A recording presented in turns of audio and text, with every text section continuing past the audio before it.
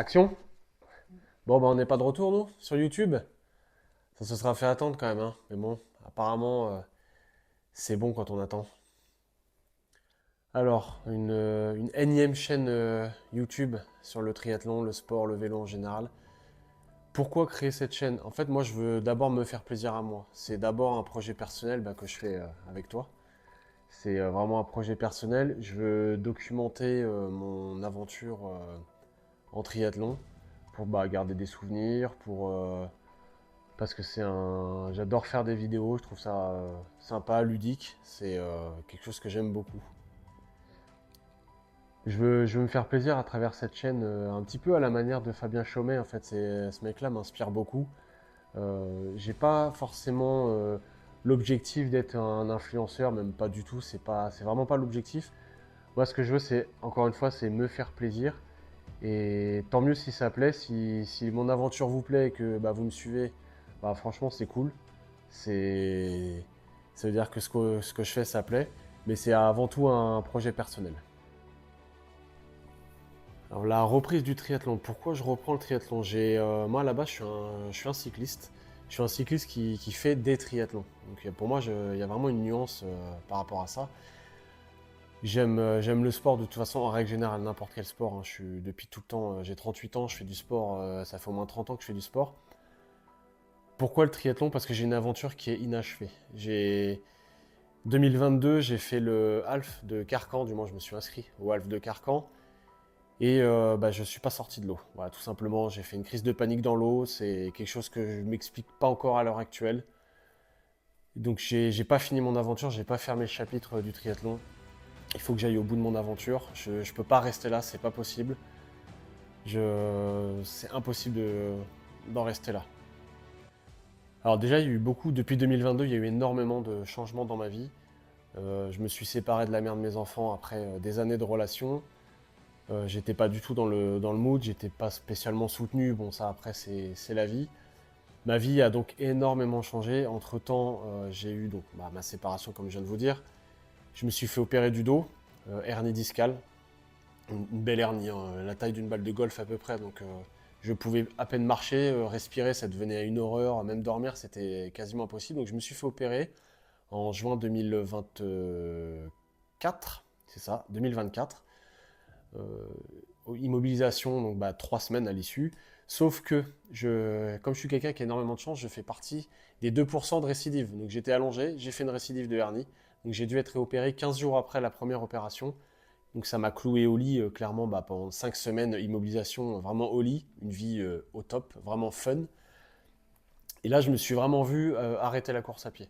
Si je me dis, c'est pas possible, je suis pas fait pour ça, ça va me détruire. J'ai au fond du trou. Voilà, il n'y a pas d'autre mot. J'étais moralement, nerveusement, j'étais au fond du trou. J'ai eu le temps de réfléchir à énormément de choses parce que quand vous êtes cloué dans un lit, il n'y a que ça à faire.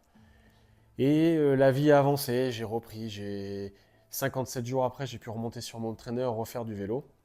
Donc ça m'a jusqu'à décembre à peu près. Ensuite, de janvier au mois de mai à peu près, j'ai fait que du vélo. Je me suis régalé, j'ai fait des milliers de bornes, j'ai changé de vélo, je me suis vraiment fait un kiff mais monstrueux, j'ai roulé, roulé, roulé. Et le plus gros changement dans ma vie, c'est celle qui est derrière la caméra. C'est ma compagne, ma petite femme. C'est elle qui m'a encouragé, qui m'a poussé. D'ailleurs, je te remercie encore. Qui m'a poussé, qui m'a encouragé, m'a dit mais il faut que tu ailles au bout de cette aventure, tu peux pas en rester là. Tu m'en parles tout le temps. Tu sens, comment dire, je pense que j'ai exprimé, ouais, pas un mal-être, mais un manque. Voilà, j'avais pas fermé le livre, c'est pas possible. Et presque sur un coup de tête, et d'ailleurs, sur un coup de tête, oui et non. Parce qu'il y a un certain Jérôme qui s'est inscrit et qui m'a un petit peu chauffé. Et j'en ai parlé à ma compagne. Et elle m'a dit, t'attends quoi pour cliquer? Et du coup, voilà, hein, l'inscription elle s'est faite. Le clic, et boum, on est inscrit. Puis la prépa a commencé.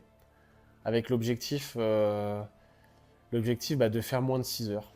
Alors, j'ai pas des performances exceptionnelles. En fait, je cherche pas à plaire à qui que ce soit, machin. Moi, ma performance, c'est vraiment par rapport à moi. Je me compare qu'à moi-même. De toute façon, on est tous le nul de quelqu'un ou le bon de quelqu'un. Et moi, je me compare qu'à moi-même. J'ai un record, entre guillemets, à 6h35 sur le Tour Redman en 2018, avec une préparation en carton. Là, j'essaie de faire les choses bien, je me donne les moyens, j'y vais progressif. L'objectif, c'est moins de 6 heures. Dans l'année, j'aimerais aussi battre mon record aux 10 km, parce que bon, c'est un petit peu la distance reine, on va dire, dans le footing. J'ai un record à 45 minutes 39. Je pense qu'aujourd'hui, je peux descendre sous les 45 minutes. Alors, on va parler de l'objectif ultime, parce qu'en fait, Carcan, c'est qu'une étape. D'où cette série de vidéos, en fait, c'est comme on dit day one ou one day. L'objectif 2027, clairement, c'est mon Graal sportif, parce que pour moi, il n'y a rien au-dessus, c'est un full Ironman. Je veux pas finir ma vie sans avoir fait un Ironman. 2027, j'aurai 40 ans, donc c'est l'objectif de mes 40 ans. Et puis, bah, ce fameux Jérôme, que tu vas te reconnaître, qui aura 50 ans la même année, je pense que ça peut être quelque chose de super beau de faire ça, la même course, pour ses 50 ans, pour mes 40 ans, pour pouvoir partager ça, parce que pour moi, le sport, c'est un partage. Il y a l'objectif personnel, il y a le kiff, il y a la fierté perso, mais il y a le partage, parce que ce qui est presque plus beau, je dirais, que la course en elle-même, bah, c'est toute l'aventure, c'est toute la préparation, les doutes, c'est d'aller courir quand il pleut, c'est d'aller rouler quand il fait froid, c'est de courir le soir à la frontale après une journée de 12 heures, c'est de courir quand tu as un petit peu mal au genou, quand tu as mal dormi, quand tu as un petit peu mal au dos, c'est de pas forcément s'écouter, c'est d'être discipliné, c'est de pas manger de la merde, de bien s'hydrater, de penser à la récupération, tout ça. Puis bah, ça a forcément un prix parce que bah, tu es un peu moins chez toi. Moi, j'ai 2 gamins, j'ai un boulot. Je suis un monsieur tout le monde, hein. Je suis pas exceptionnel, je suis pas influenceur, je suis pas sportif pro, loin de là. Mais j'ai la chance d'être avec quelqu'un qui me soutient énormément, qui me pousse au taquet et qui me dit mais non mais va t'entraîner, t'inquiète, je gère. Et ça c'est hyper précieux dans votre vie les gars. Si vous pouvez trouver quelqu'un qui vous accompagne à ce point-là, foncez parce que c'est game changer comme on dit. Pourquoi Nice? Principalement déjà parce qu'il me fait peur. Et je pense que si une course te fait pas peur, c'est que c'est pas fait pour toi. Il faut que la course, moi, Nice, clairement, ça me terrorise. C'est un grand mot, mais c'est Nice quand même. Enfin, là, dans le monde du triathlon, quand on parle de l'Ironman de Nice, je pense que tous ceux qui ont fait des Ironman, Nice, voilà, c'est un step au-dessus. Le parcours vélo, il est monstrueux. À pied, si tu as de la chaleur, tu ramasses. Cette année, j'ai accompagné Jérôme à Nice. Il faisait 40 degrés. Rien que l'épreuve du marathon, c'est quelque chose de ouf. Donc Nice, parce que c'est mythique, parce que Jérôme, qui malheureusement a dû abandonner sur problème médical, il peut pas rester là-dessus. Et parce que Nice, voilà, c'est mythique, déjà c'est magnifique. Et puis bah ouais, c'est une course qui me fait peur. Et le fait qu'elle me fasse peur, je pense que c'est ça qui la rend encore plus belle. Et j'ai envie de sonner cette cloche de first timer, ça m'obsède. Je veux entendre cette cloche, je veux la sonner, je veux passer la ligne avec les larmes. Je veux prendre ma femme dans mes bras parce qu'on l'aura fait. C'est une aventure commune en fait. Certes, c'est moi qui vais courir, c'est moi qui vais nager, qui vais rouler, courir, mais sans elle, c'est impossible. C'est impossible de faire ça sans elle. Et je veux passer la ligne, je veux qu'on pleure ensemble, qu'on se prenne dans les bras et que voilà, c'est une aventure commune et c'est notre course. Et si je réussis, ça sera vraiment notre course. Bon, on va clôturer cette vidéo qui est déjà bien trop longue pour une vidéo d'introduction. Je t'invite à me suivre, à t'abonner, à me suivre sur Instagram. Je vais te mettre le lien juste ici. Et si tu veux suivre mes aventures, eh ben, écoute, c'est avec plaisir. Je t'accueille dans mon aventure.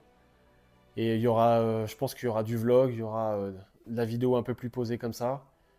Et puis, j'espère que ça vous plaira. Mais avant tout, je le rappelle, je le fais pour moi. Donc, enjoy!